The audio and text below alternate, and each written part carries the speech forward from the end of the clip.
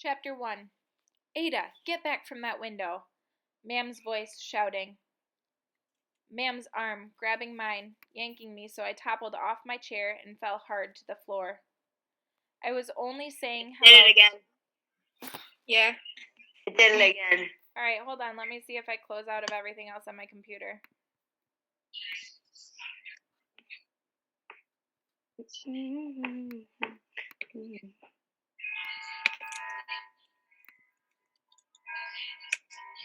Alright, I'm gonna try if I stop recording. Maybe that will help. Can you hear me? Because it was doing when you weren't recording anyways, too. It was? Mm-hmm. Like when you're talking about the books. It just happened a little bit right now. Is it happening again right now? I see Makai's hand. I don't even... I think he's laying down and doesn't want to be in the camera. I think I can see his face. Yeah, I can see his face, yeah. What does he have in his mouth? Alright, yeah, he's hiding from the camera. Am I working now? Yeah. Yes. Okay, alright, then mute yourselves. Okay. So, now the first sentence of the book yet again. Chapter 1. Ada, get back from that window. Mam's voice shouting. Mam's arm grabbing mine, yanking me so I toppled off my chair and I fell hard to the floor. I was only saying hello to Stephen White. I knew better than to talk back, but sometimes my mouth was faster than my brain. I'd become a fighter that summer. Mam smacked me. Hard. My head snapped back against the chair leg, and for a moment I saw stars. Don't you be talking to nobody, Mom said. I let you look out of that window out of the kindness of my heart, but I'll board it over if you go sticking your nose out, much less talking to anyone. Jamie's out there, I mumbled. And why shouldn't he be? Mam said. He ain't a cripple, not like you. I clamped my lips over what I might have said next, and shook my head to clear it. Then I saw the smear of blood on the floor. Oh, mercy, I hadn't cleaned it all up from this afternoon. If Mam saw it, she'd put 2 and 2 together fast. Then I'd be in the soup for sure. I slid over until my booty covered the bloodstain, and I curled my bad foot beneath me. So she's got a club foot. You'd better be making my tea, Mam said. She sat on the edge of the bed and peeled off her stockings, wiggling her 2 good feet near my face. I'm off to work in a bit. Yes, ma'am. I pushed my window chair sideways to hide the blood. I crawled across the floor, keeping my scabbed-over bad foot out of Mam's line of sight. I pulled myself onto our second chair, lit the gas ring, and put the kettle on. Cut me some bread and drippin', Mam said. Get some for your brother, too, she laughed. And if there's any left, you can throw it out the window. See if Stephen White would like your dinner. How you like that? I didn't say anything. I cut 2 thick slices off the bread and shoved the rest behind the sink. Jamie wouldn't come home until after Mam left anyhow, and he'd always share whatever food there was with me. When the tea was ready, Mam came to get her mug. I see that look in your eyes, my girl, she said. Don't start thinking you can cross me. You're lucky I put up with you as it is. You've no idea how much worse things could be. I had poured myself a mug of tea, too. I took a deep swallow and felt the hot liquid scald a trail clear down to my gut. Mam wasn't kiddin'. But then, neither was I. There are all kinds of wars. This story I'm telling starts out 4 years ago, at the beginning of the summer of 1939. So what was happening in the world in 1939? Somebody raise your hand and tell me what was happening in the world in 1939. Cool. The beginning of World War II. Okay, and Liam, anything to add?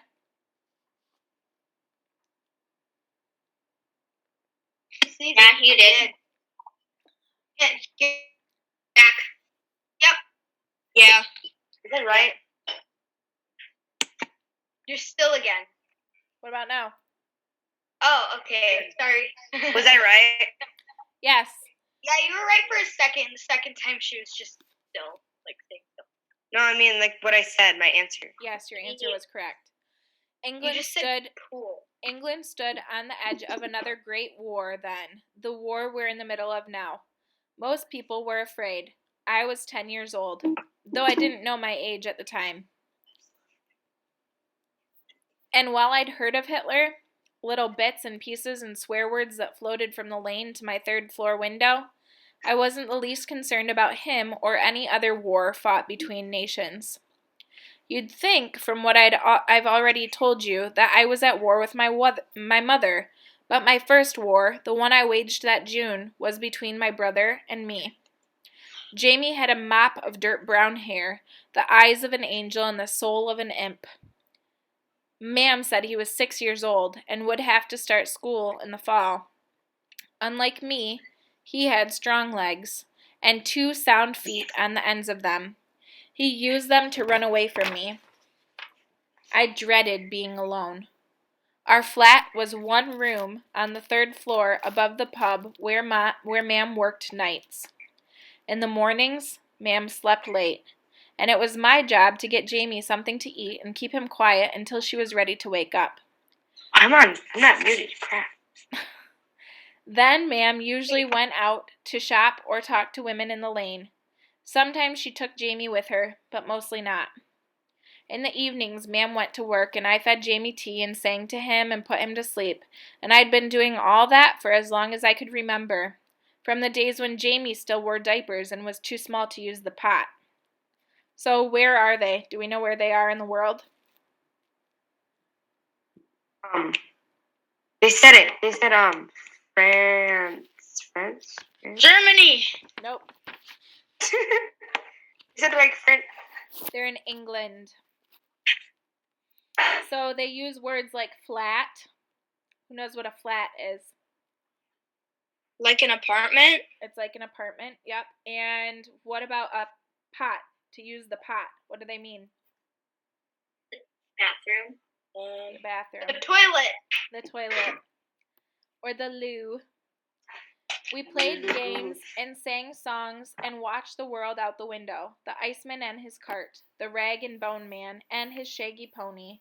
The men coming home from the docks in the evenings and the women hanging out wash and talking on the stoops. The children of the lane skipping rope and playing tag. I could have gotten down the stairs even then. I could have crawled or scooted on my bottom. I wasn't helpless. But the one time I did venture outdoors, Mam found out and beat me until my shoulders bled. So what are we seeing in common with a ton of the other books that we've read this year? Evelyn? A lot of unkind attention. Unkind attention. From who specifically? Adults. Not just adults, Like but parents? mom. Remember? We've got some commonalities between the mother-child relationship not being so good. We played games and sang songs and watched the world out the window. Oh, I already read that. You're not but a disgrace, she screamed. A monster with that ugly foot. You think I want the world seeing my shame?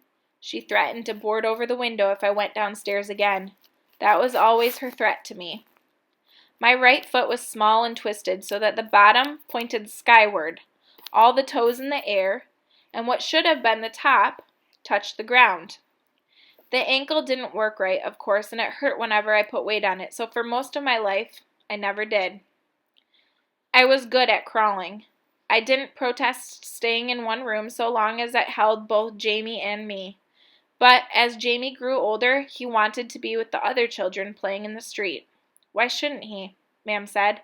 He's normal enough. To Jamie, she said, You're not like Ada. You can go wherever you like.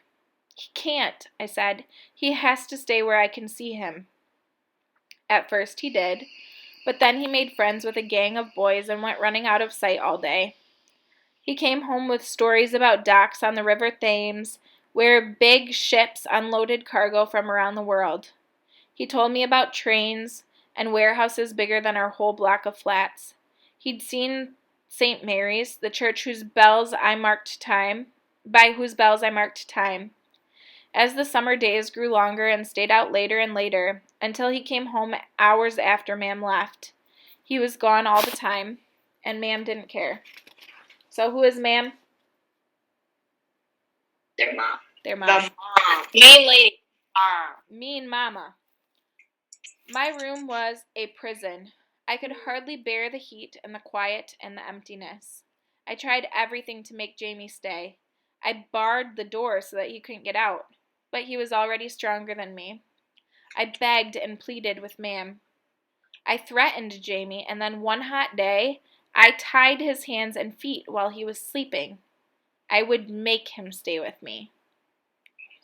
Jamie woke up. He didn't scream or shout. He thrashed once, and then he lay helpless, looking at me. Tears slid down his cheeks. I untied him as quickly as I could. I felt like a monster. He had a red mark on his wrist from where I'd pulled a string too tight. I won't do it again, I said. I promise I'll never do it again. Still, his tears flowed. I understood. In all my life, I'd never hurt Jamie, not once.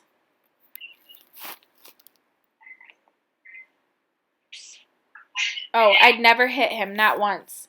Now I'd become like Ma'am. I'll stay inside, he whispered. No, I said, you don't need to, but have some tea before you leave. I gave him a mug and a piece of bread and dripping. What's dripping? Anybody know what dripping is? What do Isn't they it mean? like dressing or something? I'm asking because I don't know. Does anybody know?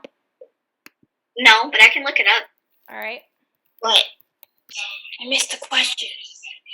What? What? What? What? Oh, it's used for cooking. Oh, fun. Less healthy than vegetable oils. There you go. So it's like an oil that they use to cook with.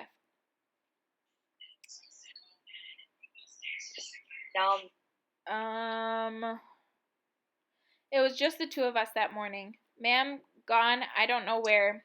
I patted Jamie's head and kissed the top of it and sang him a song and did all I could to make him smile. Pretty soon you'll be going to school anyhow, I said. Astonished that I hadn't fully realized this before. You'll be gone all day then, but I'll be okay. I'm going to fix things, so I'll be okay.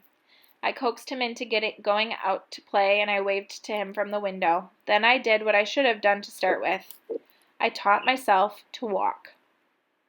If I could walk, maybe Ma'am wouldn't be so ashamed of me. Maybe we could disguise my crippled foot. Maybe I could leave the room and stay with Jamie, or at least go to him if he needed me. That's what happened, though not the way I thought it would. In the end, it was the combination of the two. The end of my little war against Jamie, and the start of the big war, Hitler's war. That set me free. So I'm going to stop reading right there, but I just want to talk really quickly because the title of this book is The War That Saved My Life. But why is that a strange title if we know we're talking about World War II? Evelyn? Before World War II was the Great Depression, which killed a lot of people. Okay. And the war people got a lot of money, so more food was provided. Okay, so what's the common tone surrounding World War II when we're reading about it? Is it typically one of optimism and hope? No. Okay, typically it's a very dreary, more of a pessimistic tone surrounding World War II. So the title in and of itself here might cause question for why is this a war that saved her life, especially now that we know that she has a club foot, she's crippled, okay? Because what do we know about World War II? What was Hitler trying to obtain? Or Getting a pure race. Yeah, a pure race. So people that were, in his eyes, the Aryan race, right? Blonde, blue eyes, tall, and perfect in his eyes, right? So Hitler was like short, brown eyes, brown hair, right? Hitler, yes, he was. Yep. So what do you think? Do you think that a club foot would have been the ideal image for Hitler during this time? Yes or no? No. Probably not. So thinking about a club foot in World War II, that brings to mind for me a lot of questions of like, why then is this going to be the war that saves her life? And we will find out next week, Tuesday, what happens next. So, I am going to continue to. Nora. I am going to continue to read this book on Tuesdays, and then I will read the Antes de ser libres, los jueves. Every day when you have office hours with me, we will start with Cosas Buenas and some conversation in Spanish. So bring your Español to the table to practice a little bit. And then I will read this English book on Tuesdays and the Spanish book on Thursdays. And again, in the first couple minutes of office hours, you are welcome to ask questions about any of my class subject assignments if you are working on those. Okay? Does that sound good? I see. Sound good to everybody? Makai, is that your waving your hand? Yes, it sounds good. But it was your toe? Okay. All right, you guys. I will see you tomorrow night. Don't forget, tomorrow night is social hour, and I have been working really hard on planning something about camp. Woo! So, it's about camp. So you want to be there tomorrow night. I will. Okay, so What about all the people who didn't care to come to this? And what time?